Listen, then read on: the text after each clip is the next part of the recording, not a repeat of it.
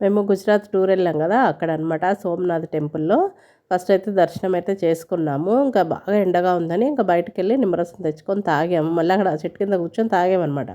అందరూ ఇలా భజన చేస్తూ డ్యాన్స్ వేస్తున్నారు. నాకు చూడంగానే అసలు ఒక క్షణం ఆగలేదు. నేను వచ్చేసి గ్రూప్తో జాయిన్ అయిపోయి మా తోడుకోళ్ళని ఆంటీని కూడా జాయిన్ చేసి ఇలా స్టెప్పులు అయితే వేసామండి. నేనైతే ఇది నాకు సెకండ్ టైం వేయటము.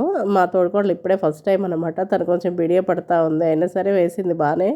చాలా ఎంజాయ్ చేసామండి. చాలా హ్యాపీగా అనిపించింది. డ్యాన్స్ అనేది మన ఆరోగ్యానికి కూడా చాలా మంచిది. అంటే మనకు బాడీలో కొంచెం హ్యాపీనెస్ అనేది కూడా ఉందన్నమాట.